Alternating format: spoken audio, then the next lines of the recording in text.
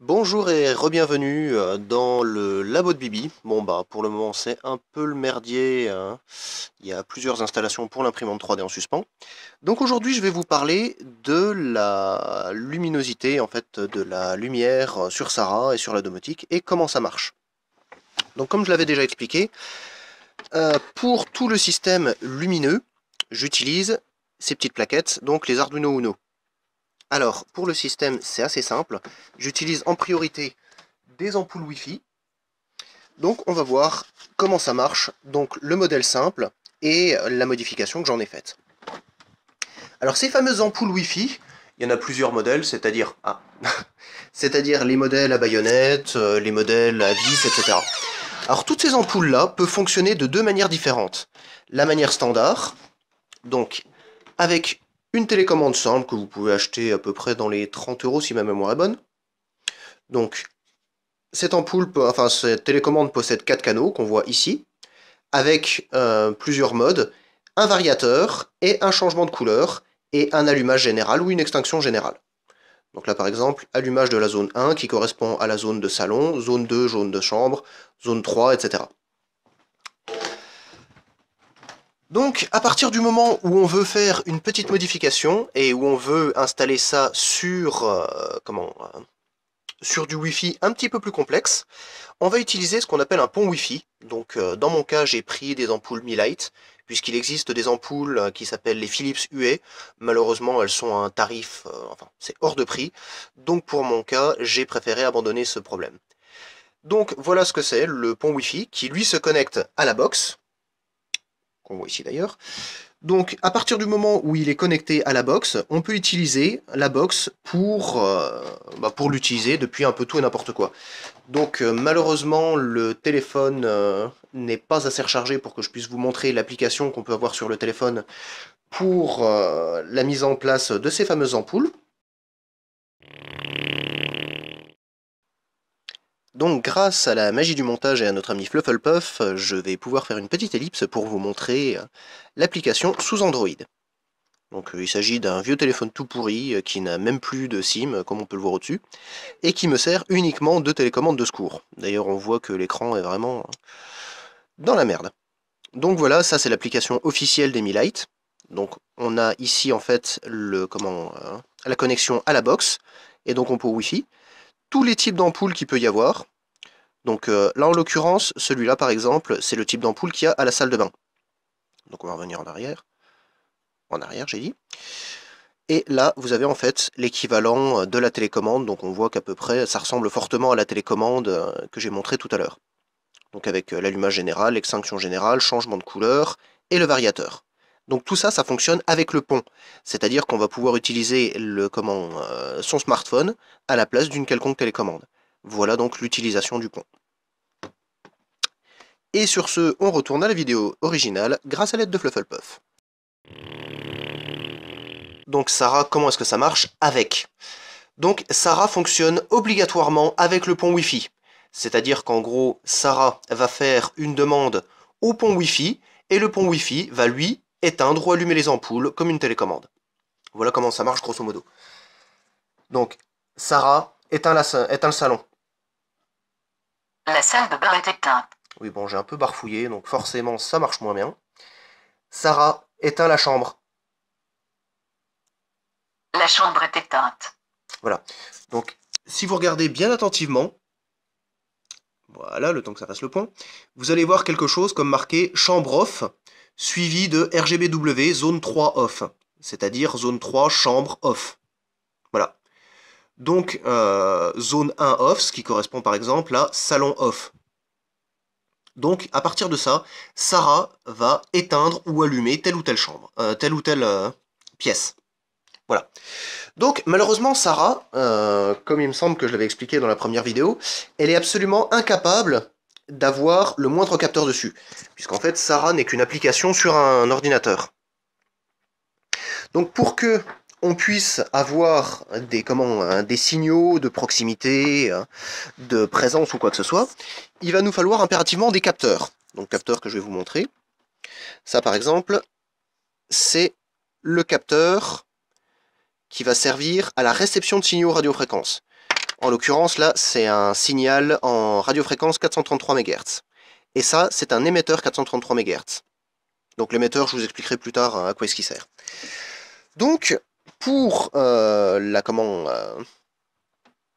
pour tout ce système-là, on va passer en fait par ces capteurs-là. Donc bon, malheureusement, on voit pas très bien. Voilà, le capteur qui vient de s'activer à l'instant. Il s'agit en fait d'un petit boîtier qui émet un signal toujours le même pour l'identifier. C'est-à-dire, par exemple, ça va être 3000. Donc 3000, il va le mettre en boucle tout le temps que cette petite loupiote rouge s'est allumée. Donc ensuite, on va avoir le récepteur qui intercepte le signal marqué 3000 et qui va le retransmettre à l'Arduino. Donc l'Arduino est malheureusement obligatoire dans ce cas précis, puisque un ordinateur n'a pas la connectique nécessaire pour rebrancher ces petits modules. De toute façon, ça se voit. Il n'y a pas d'USB, il n'y a pas quoi que ce soit. Donc en fait l'Arduino, lui, va avoir la connectique nécessaire, et de par ça, on va réussir en fait à le câbler en USB. Donc dans l'Arduino ensuite, j'ai créé moi-même le programme qui va faire que ça s'allume ou ça s'éteint en fonction de tel ou tel signal reçu. Bon, je vous parlerai prochainement aussi du shield LCD que j'ai intégré pour des manipulations un petit peu plus complexes, mais ça on le verra une prochaine fois. Alors pourquoi avoir tout mis en radiofréquence, c'est-à-dire en ampoule Wi-Fi ou en signal radio? La raison en fait elle est assez simple. C'est que je ne suis pas propriétaire de l'appartement dans lequel je suis, donc il est obligatoire en fait que je fasse le moins de modifications possible sur le système électrique. Donc à l'heure actuelle j'avais deux solutions possibles. Soit je modifiais le compteur, mais ça veut dire que le jour où je pars, il va falloir obligatoirement que je refasse tout le système électrique, et je préfère éviter puisque j'ai pas spécialement envie de mettre le feu à l'appart. Ou alors je mets tout en sans fil, ce que j'ai préféré faire. Alors est-ce que concrètement c'est une bonne solution? Oui et non.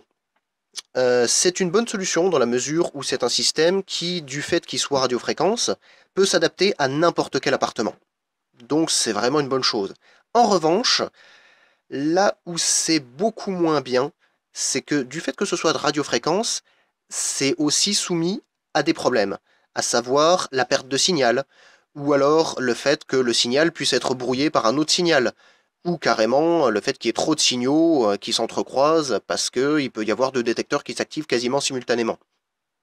Donc le sans fil n'est pas sans souci.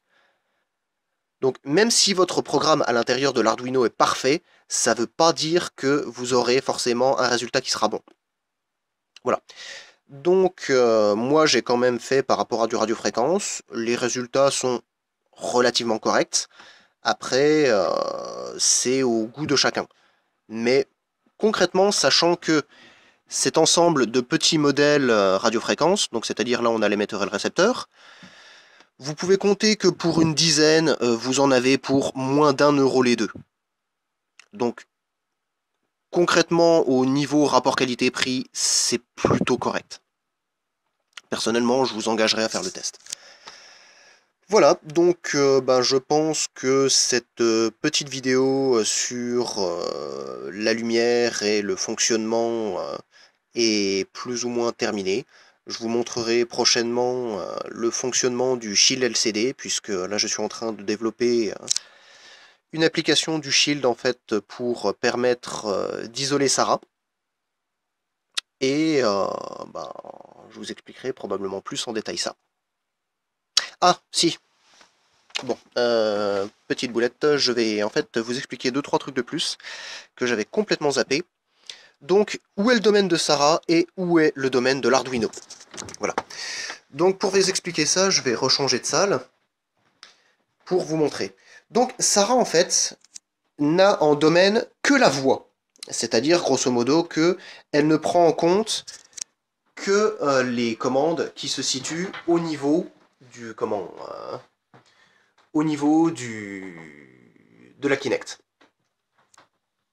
Ensuite, une fois qu'elle a interprété ces commandes, c'est-à-dire allume telle ou telle pièce, éteins telle ou telle pièce, elle va les remettre sur le détecteur sur le shield... ah.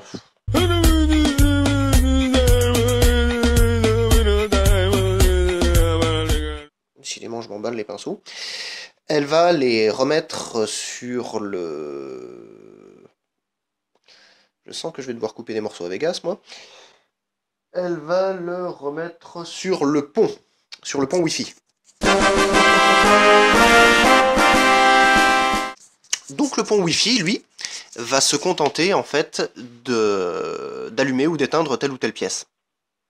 Malheureusement, comme je l'ai dit, le programme et le PC en lui-même sont absolument incapables d'avoir le moindre signal qu'on leur donne. Donc, on va en fait utiliser une astuce, c'est-à-dire l'Arduino. Donc l'Arduino, lui, va recevoir et émettre ce qui lui manque. Donc c'est-à-dire que là, on voit sur le côté, bon je sais, sur mon installation c'est particulièrement dégueulasse, mais bon, c'est du temporaire. Donc là, c'est le petit module qui sert à recevoir les signaux radiofréquences émis par les détecteurs de mouvement. Ces signaux sont retransmis à l'Arduino. Donc l'Arduino, lui, décrypte qu'il a reçu tel ou tel signal provenant de telle ou telle pièce et décide en conséquence d'allumer ou non une pièce. Ce signal, il le retransmet par USB, c'est-à-dire ici, à Sarah. Et donc, il ordonne à Sarah d'allumer telle ou telle pièce. Mais c'est un système double, parce que le problème qu'il peut y avoir, lorsqu'on a des invités par exemple, c'est que la pièce s'allume alors qu'on veut absolument rester dans le noir, ou alors que la pièce s'éteigne alors qu'on veut absolument qu'elle reste allumée. Donc en fait, j'ai rechangé quelques paramètres pour permettre à Sarah de donner des ordres à l'Arduino via USB. Donc par exemple, elle peut lui dire « Ignore le salon. Tu n'as plus le droit de l'allumer, tu n'as plus le droit de l'éteindre. » Donc en fait, il s'agit d'un système à double commande. L'Arduino qui est une pièce maîtresse de commande, et Sarah qui en est une autre. Donc c'est un système avec une communication qui est assez étrange, mais qui peut plus ou moins bien fonctionner, à condition que vous codiez ça correctement. Voilà, donc je vous laisse, et puis on se revoit dans une prochaine vidéo pour vous expliquer le fonctionnement de ce petit shield LCD. A bientôt!